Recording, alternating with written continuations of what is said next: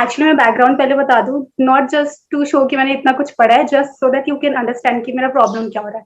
तो there is this book called freedom from known J Krishnamurti. तो मैंने उनकी वो बुक पढ़ी, उसके बाद उनके जो यूट्यूब चैनल है उनकी भी वीडियोस मैंने बहुत सारी देखी, समझी, समझने की कोशिश करी, फॉलो करने की कोशिश करी, मतलब follow in the not sense की फॉलो करना, समझना कि वो कहना क्या चाहते हैं।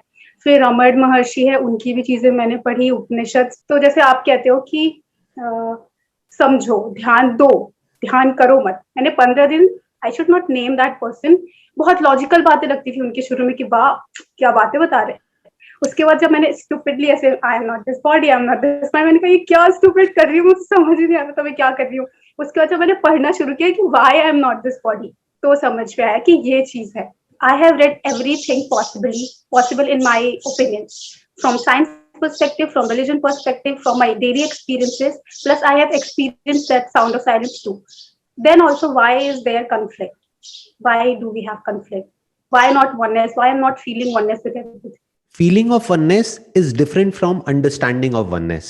पहले तो ये समझना होगा what is feeling of oneness. कि मुझे फील हो रहा है कि मैं सबके साथ में एक हो गया हूं या एक हो गई हूं, वो फीलिंग कभी भी बनी नहीं रह सकती है। क्योंकि जैसे ही आप देखोगे, सुनोगे, कुछ करोगे, तो you are not one with the other as far as your feeling is concerned, as far as your thought is concerned. क्योंकि अगर वो एक हो गए तो गड़बड़ हो जाएगी, क्योंकि फिर आपको पता ही नहीं होगा कि एक सांप के साथ में कैसे एक्ट करना है या रिएक्ट करना है। अगर कोई सांप आया सामने से जहरीला, उसके साथ में कैसे एक्ट करना है, और अगर कोई और मान लो कोई पेट है तो उसके साथ में कैसे एक्ट करना है। तो ये डिफरेंशिएशन चाहिए ना इस दुनिया में एक्ट करने के लिए। तो ये आप क्या कर रहे हो, एक एक चीज को समझ रहे हो, मेजर कर रहे हो। तो there is no oneness there as such, as far as action is concerned, as far as feeling is concerned, because feeling is basically from a standpoint. Without memory there is no feeling. आपकी सारी feelings, आपके सारे thoughts, आपके सारे emotions, या जो भी कुछ आप कह रहे हो, आपकी understanding, जो भी आपको समझ आया है ये सब पढ़ करके, वो सब किस पे टिका है? आपकी मेमोरी पे तो टिका है। तो अब मेमोरी को हटा दो। हटा दो मतलब ये नहीं कि गायब कर दो, क्योंकि उसको गायब करने का कोई तरीका नहीं है। तो मेमोरी को हटा दो मतलब क्या? थॉट्स को हटा दो, फीलिंग्स को हटा दो, इमोशंस को हटा दो, ये सब हटा दो, क्योंकि ये सब बदलता रहता है और आता जाता रहता है। को फील नहीं होता। क्या फील नहीं होता? ये जो मेमोरी से हम फील करना शुरू करते हैं, गुस्सा, एंगर, ये सब मेमोरी का पार्ट है। अभी अभी कोई 1 महीने का, 2 महीने का बच्चा, वो भी गुस्सा हो जाता है जब उसे दूध नहीं मिलता। तो वो कहाँ से आया फिर, जब उसकी तो मेमोरी अभी उतनी बनी ही नहीं है कि गुस्सा करे। पहले ही आके वो गुस्सा करता है कि अरे खाना नहीं मिला, मुझे नहीं पीना। 1 महीने का बच्चा भी। देखना, ध्यान से समझना। एक है इसका जो साइड है, that is biological aspect of it, एक है साइकोलॉजिकल। दोनों में पहले फर्क को समझ लेते हैं। बायोलॉजिकल मतलब क्या? बायोलॉजिकली हम में और जानवरों में खास फर्क नहीं है। एक बड़े में और बच्चे में कोई खास फर्क नहीं है। जब भूख लगती है तो बच्चे को भी लगती है, बड़े को भी लगती है। प्यास लगती है, बच्चे को भी लगती है, बड़े को भी लगती है। बस फर्क क्या है? एक की साइकोलॉजी डेवलप हो गई है, बड़े की, बच्चे की नहीं हुई है। यानी बच्चे को अगर टॉयलेट आए तो उसको ये नहीं पता कि मुझे नहीं करना है। कॉन्सेप्ट ऑफ राइट और रॉन्ग नहीं है अभी। ये सही गलत का कॉन्सेप्ट नहीं है, यहां वहां का कॉन्सेप्ट नहीं है। एक सेल्फ के साथ में कोई आइडेंटिफिकेशन नहीं है, कोई नैरेटिव नहीं है, कोई स्टोरी नहीं है उस बच्चे के माइंड में अभी कि मैं ये हूं और मैं ये नहीं हूं, कि मैं औरों से अलग हूं। बाकी फीलिंग्स, इमोशंस जो मेरे अंदर, वो सब नहीं है। नहीं नहीं नहीं, आराम से ठंडे दिमाग से समझो। फीलिंग्स, इमोशंस जो आपके अंदर है वो एक बच्चे के अंदर नहीं है। इमोशंस क्या होते हैं? Emotions is always in connection to your self, not your biological self, your psychological self. Biology मतलब क्या? यहां पर अगर जोर से दबाएंगे या कोई पिन चुभोएंगे तो दर्द होएगा। बच्चे को भी होएगा, आपको भी होएगा, मेरे को भी होएगा, जानवर को भी होगा। कोई किसी को मारेगा, कोई थ्रेट होगा तो हर कोई अपनी जान को बचाएगा, अपने आप को बचाने की कोशिश करेगा। ये सब क्या है? बायोलॉजी, पार्ट ऑफ साइकोलॉजी जो आपने बताया था कि बच्चों को हाँ। दुख होता, दर्द होता है। बच्चों को दर्द होता है, दुख नहीं होता है। यहाँ दुख नहीं मतलब क्या? एक फीलिंग, एक इमोशन। अब ये दुख किससे जुड़ा हुआ है?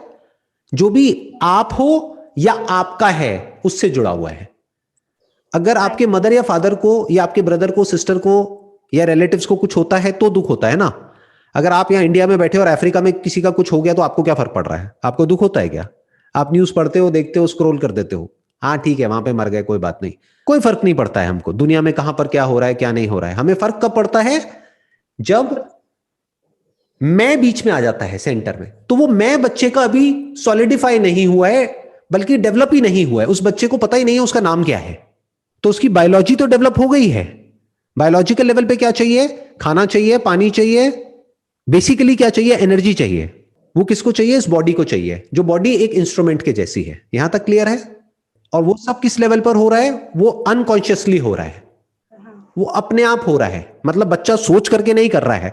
बच्चा क्या, बड़े भी सोच करके आप अपनी बॉडी में डाइजेशन को नहीं चला रहे हो, अपने आप डाइजेशन हो रहा है, हार्ट बीट अपने आप चल रही है। बट हो क्या रहा है, ये जो हमारी कॉन्शियसनेस है, जिसको लोग कॉन्शियसनेस समझते हैं फ्रॉम द साइंटिफिक पर्सपेक्टिव और इवन फ्रॉम द रिलीजियस और spiritual perspective, that is not consciousness, that is thought, that is ego. Actual में कॉन्शियसनेस क्या है, वो एक बच्चे में और एक जानवर में और आप में, मुझ में सेम है, अलग अलग नहीं है। वो क्या है, आंख खुली तो कुछ दिखा, क्या दिखा उसका जो इंटरप्रिटेशन है, दैट इज साइकोलॉजी। कुछ सुनाई दिया, अगर वो आवाज तेज है तो अंदर फियर ट्रिगर हो गया, चाहे जानवर है, चाहे बच्चा है, चाहे बड़ा है। एकदम से अगर अभी आपके घर के पास में बहुत तेज आवाज हो जाए, जैसे कि कोई गन शॉट है, तो डर लगेगा ना कि ये क्या हो गया, that is biological. But psychological क्या है कि मेरे घर वाले वहां पर गए हुए हैं, कहीं उनका एक्सीडेंट ना हो जाए, कहीं उनको कुछ हो ना जाए, ये सब क्या है, साइकोलॉजिकल। अब जो भी आपने पढ़ा है, जय कृष्णमूर्ति को पढ़ा है आपने कहा, और भी जिनको भी पढ़ा है, समझा है और समझने की कोशिश कर रहे हो जहां से भी, तो जल्दी मत करो, हैव पेशेंस। अपना जो भी आप करियर में कर रहे हो उसको करते रहो और इस अंडरस्टैंडिंग को साथ साथ चलने दो, बिल्कुल कूलली कामली। धीरे धीरे सब समझ आने लग जाएगा। जय कृष्णमूर्ति बोलते हैं टाइम को क्यों देखना है, अभी इसी वक्त। जब भी उनसे कोई क्वेश्चन पूछता है बोलते हैं रियलाइज इट नाउ। क्या कृष्णमूर्ति को एकदम से समझ आ गया सब कुछ? नहीं, उनकी स्टोरी तो नहीं रहती, उन्होंने कितना कुछ उनकी पढ़ा। स्टोरी सुनी है आपने, कितना कुछ किया है, कितना कुछ पढ़ा है, उनका जो बैकग्राउंड है उनको अगर आप समझोगे करोगे तो आपको समझ आएगा एकदम से कहीं कुछ नहीं होता है, होता नाव में ही है। What he saying is it is not in time, in the sense ये मत सोचो कि कल कुछ ऐसा होगा, अभी मैं कुछ और हूं, कल मैं कुछ और बन जाऊंगी। Get out of that illusion. जब भी आपको ये समझ आएगा कि आप कौन हो, आप क्या हो, तो वो उससे अलग नहीं होगा जो अभी आप हो। तो एक्चुअल में आपको कुछ भी नहीं मिलेगा, एक्चुअल में कुछ भी नहीं होगा। ये जो ट्रैप है ना, इस ट्रैप से बचने की कोशिश करो। वो क्या है, आप ये सोच रहे हो कि जिस दिन मुझे समझ आ जाएगा ना, उस दिन मुझे मेरे अंदर एक फीलिंग ऑफ वननेस आ जाएगी। ऐसा नहीं होने वाला। कोई फीलिंग नहीं चेंज होगी, कोई थॉट नहीं चेंज होगा, सिर्फ अंडरस्टैंडिंग बदल जाएगी बस, और कुछ नहीं बदलेगा, सब वैसा का वैसा चलेगा। जैसे कोई इंसान आया आपको हर्ट करने के लिए, तो वहां पर क्या बोलना है, we are one, we are together, आप कर लो, मार लो मुझे, कोई बात नहीं। वहां पे लड़ना पड़ेगा, पुलिस को फोन करना पड़ेगा, राइट? तो कुछ भी नहीं बदला ना, क्या बदला, कुछ भी नहीं बदला। अपनी माँ को देखोगे तो एक फीलिंग अंदर ट्रिगर होगी, 100% होगी।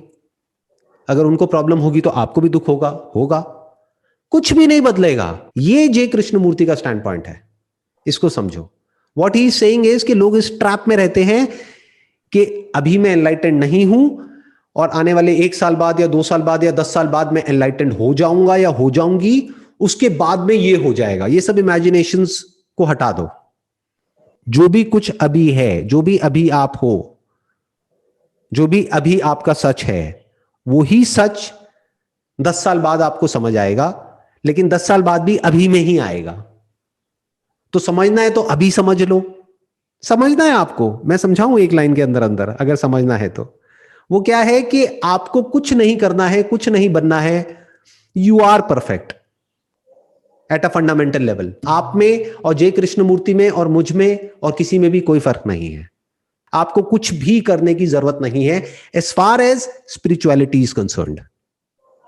You are that, finish, topic close. मतलब स्पिरिचुअलिटी का टॉपिक क्लोज। अब कौन सा टॉपिक बच गया? अब आपकी एज है मान लो 20-21 साल, तो अब कौन सा टॉपिक रह गया? करियर का रह गया, हेल्थ का रह गया। हेल्थ किसकी? इस इंस्ट्रूमेंट की जिसको आप मैं बोल रहे हो। इसको फिट रखना पड़ेगा, डाइट के ऊपर ध्यान देना होगा, एक्सरसाइज के ऊपर ध्यान देना होगा, जो भी आपकी रिस्पॉन्सिबिलिटीज हैं उनको पूरा करना होगा। फैमिली की तरफ, खुद की तरफ, what ever that thing is. तो एक है future of the instrument that is this body, future of the self that is identified with this body, एक है उसका फ्यूचर, तो उसकी तरफ काम चलता रहेगा। बट अंडरस्टैंडिंग के लेवल पर देयर इज नो सेल्फ, कोई सेल्फ नहीं है, there is just one whole block. जैसे मैंने आपको एग्जांपल दिया, जो बच्चे में कॉन्शियसनेस है और जो आप में है, जो मुझ में है और जानवरों में है, क्या वो अलग अलग है या एक ही है? अगर इतने से सच को आप देख लेते हो और बोल देते हो एक ही है, तो अब करने को क्या रह गया? आप ही तो वो कॉन्शियसनेस हो। Minus consciousness, what are you, where are you? आपके थॉट्स कहां हैं, फीलिंग्स कहां हैं, इमोशंस कहां हैं, माइंड कहां है? तो अगर at the deepest level of your being, if you are consciousness, I am consciousness, J Krishnamurti is consciousness, तो अब करने को क्या रह गया? बस समझ लो ये बात, यही समझ आएगा 10 साल बाद भी, इसके अलावा और कुछ समझ नहीं आएगा। ये अल्टीमेट गोल है स्पिरिचुअलिटी का, जो मैंने अभी आपको बोला है, ये एंड है स्पिरिचुअलिटी का, इसके आगे और कुछ नहीं है। मैं बोलना चाहूंगी एक चीज की, there is this Guru who said कि कृष्ण मूर्ति की बातें इंटेलिजेंट लोगों के लिए है, नॉर्मल लोगों के लिए नहीं है। इसलिए ये सिस्टम गुरु वाला करना जरूरी है ताकि नॉर्मल लोगों को बात समझ आए। ये तो मैं तो नॉर्मल हूँ, मैंने तो साइंस भी नहीं ली थी, कॉमर्स की स्टूडेंट हूँ, तो समझ तो आ गया, ये मतलब शायद आ गया, पर मुझे समझ आ रहा है। और एक मिनट, आप ये क्यों कह रहे हो समझ आ रहा है? ये बोलो समझ आ गया है, खत्म, टॉपिक को क्लोज करो ना, हियर एंड नाउ, खत्म, कल पे क्यों छोड़ना है? आ गया समझ। मतलब सब कुछ मिटने के बाद भी जो बचा रह जाता है, क्या बचा रह जाता है? अभी आपने बात करी ना साउंड ऑफ साइलेंस के बारे में। हाँ, तो you are the sound of silence, you are not the experiencer of the sound of silence, you are that, this is it, this is it, बस इसके आगे और कुछ नहीं है। ना कोई एक्सपीरियंस है, ना फीलिंग है, सब कुछ वैसा का वैसा रहता है। तो फिर हम दोनों में क्या फर्क है एक्सपीरियंस का? कोई फर्क नहीं है, मुझे भी भूख लगती है, आपको भी भूख लगती है, क्या फर्क है? कुछ भी नहीं है। मेरी मदर को कोई प्रॉब्लम होगी तो मुझे बुरा लगेगा, रोना भी आएगा। आपकी मदर को कोई प्रॉब्लम होगी, आपको भी बुरा लगेगा, आपको भी रोना आएगा। तो क्या फर्क है? कुछ भी फर्क नहीं है। हाइट पे जाऊंगा तो मुझे भी डर लगेगा, आपको भी डर लगेगा, नहीं लगेगा? लगेगा। वो डिफरेंस तो आप अपने माइंड में क्रिएट कर रहे हो, या मैं अपने माइंड में क्रिएट कर रहा हूं। मेरी ईगो बोल सकती है, अगर मैं बेवकूफ हूं तो, कि मैं सुपीरियर हूं, आप इंफीरियर हो। या फिर अगर आप बेवकूफ हो तो आप क्या बोलोगे? मैं इंफीरियर हूं, ये सुपीरियर है, या वाइस वर्सा। बट कोई फर्क नहीं है। At a biological level, at a psychological level, there is no difference, सब सेम है। At a spiritual level there is no difference. Biology और साइकोलॉजी को आप फिर भी कह सकते हो कि वो सिमिलर है। ध्यान से सुनना, ध्यान से समझना। बायोलॉजिकली और साइकोलॉजिकली आप फिर भी कह सकते हो कि हम सिमिलर हैं, वी आर नॉट सेम। आप फीमेल हो, मैं मेल हूं, हमारा डीएनए अलग अलग है। तो बायोलॉजिकली एंड साइकोलॉजिकली, साइकोलॉजिकली आपकी साइकोलॉजी कैसे काम करती है? बचपन से आज तक जो भी आपने एक्सपीरियंस किया है, सुना है, समझा है, जैसी भी आपकी कंडीशनिंग है, जैसा आपका फैमिली बैकग्राउंड है। मेरी साइकोलॉजी कैसे काम करती है? जो मेरा बैकग्राउंड है। तो biologically and psychologically we are similar, but spiritually we are same, we are not similar, we are same. एकदम ही सेम है। आप भी वही हो जो मैं हूं। जैसे दो बल्ब में इलेक्ट्रिसिटी सिमिलर नहीं है, सेम है। लाइट सिमिलर नहीं है, लाइट सेम है। बल्ब सिमिलर हो सकता है या अलग अलग भी हो सकता है दिखने में, फंडामेंटली जिस मटेरियल का वो बल्ब बना है वो भी सेम है, सिमिलर नहीं है।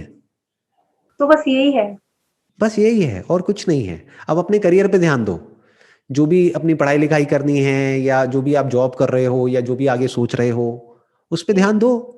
बस साथ साथ में थोड़ा बहुत सुनते रहो। तो जैसे जैसे सुनते रहोगे तो यही बात और गहरी होती चली जाएगी, तो आपकी अंडरस्टैंडिंग के लेवल पर यह बात पक्की हो जाएगी। फिर ये जो कॉन्सेप्ट ऑफ बर्थ है, डेथ है, ये धीरे धीरे खत्म होता चला जाएगा। मतलब जो फियर ऑफ डेथ है ना, वो पूरी तरह से मिट जाएगा, या ये कह लो 99% मिट जाएगा। क्योंकि अभी तो है, समझ आने के बाद भी फियर ऑफ डेथ है। बट अभी समझ नहीं आया ना, डीपली नहीं आया ना। मतलब एक है आपने लॉ ऑफ ग्रेविटी के बारे में पढ़ा, तो क्या आपको समझ आ गया? या E is equal to MC² है, क्या आपको समझ आ गया? उतना समझ आ गया जितना एल्बर्ट आइंस्टाइन को समझ आया था। एक एंगल से देखो तो हाँ आ गया, दूसरा एंगल से देखो तो नहीं आया। क्यों? क्योंकि उसको बहुत डीपली आया, आपको अभी ऊपर ऊपर लेवल से आया है, इतना डीपली नहीं आया है। बट मैं क्या कह रहा हूं, चाहे समझो चाहे ना समझो, उससे फर्क क्या पड़ता है? आप भी वही हो जो मैं हूं, बस खत्म। आपकी मदर भी वही है, चाहे वो समझे चाहे ना समझे, चाहे वो साउंड ऑफ साइलेंस को एक्सपीरियंस करें चाहे ना करें, कोई फर्क नहीं पड़ता। तो इससे क्या होगा, आपके अंदर से ये डिजायर निकल जाएगा कि किसी को समझाने का। नहीं तो लोगों के अंदर ये एक बहुत बड़ी प्रॉब्लम आ जाती है, जब अंडरस्टैंडिंग हमारी ठीक नहीं होती है ना, हम कहते हैं आप भी मेडिटेशन करो, आप भी करो, आप भी करो, आप भी करो, अब ये होगा वो होगा। क्या होगा? कुछ भी नहीं होगा। आप चाहे कुछ करो या ना करो, you are the ultimate truth of this life. You are the ultimate reality of life.